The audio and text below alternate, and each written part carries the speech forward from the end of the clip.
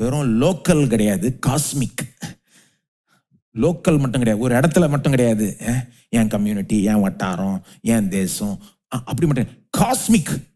Cosmic அதாவது நான் இப்படி சொல்ல, லோக்கல் கிடையாது இன்டர்நேஷனல் நான் சொன்னேன் கிடையாது. லோக்கல் கிடையாது இன்டர்நேஷனல்னா என்ன அர்த்தம்? எல்லா தேசங்கள், உலகம் முழுக்க இருக்கிற மனிதர்கள், அப்படி சொல்ல நான். லோக்கல் கிடையாது, காஸ்மிக். காஸ்மிக்னா என்ன அர்த்தம்? இது வெறும் மனுவர்க்கத்துக்கு மட்டும் கிடையாது. சமாதானம் என்பது மனுவர்க்கம் அனுபவிக்க வேண்டிய ஒரு ஆசீர்வாதம் மட்டும் கிடையாது, முழு சிருஷ்டிப்பே அனுபவிக்க வேண்டிய ஒரு ஆசீர்வாதம்.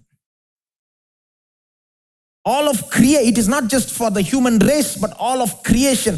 சமாதானம் என்ற இந்த ஆசீர்வாதம் வெறும் மனுவர்க்கத்துக்கு மட்டும் கிடையாது, முழு சிருஷ்டிப்பு. அப்படின்னா என்னங்க?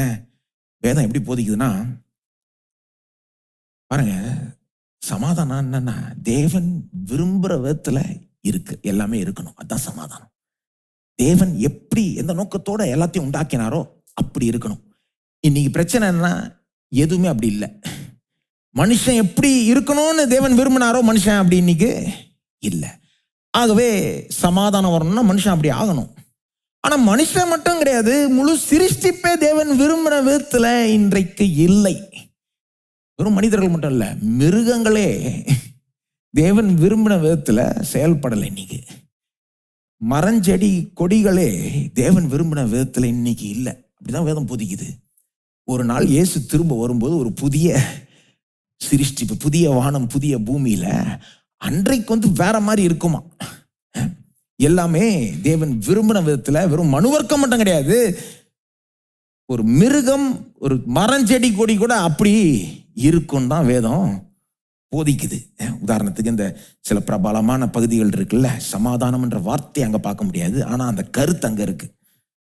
பைபிளை படிக்கும்போது ஒரு காரியம் ஞாபகம் வச்சுக்கணும், சில நேரத்தில் வார்த்தை இருக்காது, ஆனா அந்த கருத்து இருக்கும். ஏசாயா 11:6 பார்த்தீங்கன்னா எல்லாருக்கும் தெரிஞ்ச பகுதி, அதனால நீங்க திரும்பாம கூட அப்படியே கேட்கலாம். அப்பொழுது ஓனாய் ஆட்டுக்குட்டியோட தங்கும், மிருகங்களை பத்தி பேசுது பாரு. புலி வெள்ளாட்டு குட்டியோட படுத்துக்கொள்ளும், கன்றுக்குட்டியும் பாலசிங்கமும் காளையும் ஒருமித்திருக்கும், ஒரு சிறு பையன் அவைகளை நடத்துவான். என்ன ஒரு காட்சி! கற்பனை கூட செஞ்சு பார்க்க முடியுமா? ஓனாயும் ஆட்டுக்குட்டியும் பக்கத்து பக்கத்துல இருக்குமா, அப்படியே தங்குமா. வெள்ளாட்டு குட்டியோடு புலி படுத்து கிடக்கும், ஒரு சிறு பையன் அவைகளை நடத்துவான். என்ன மாதிரி ஒரு காட்சி பாருங்க.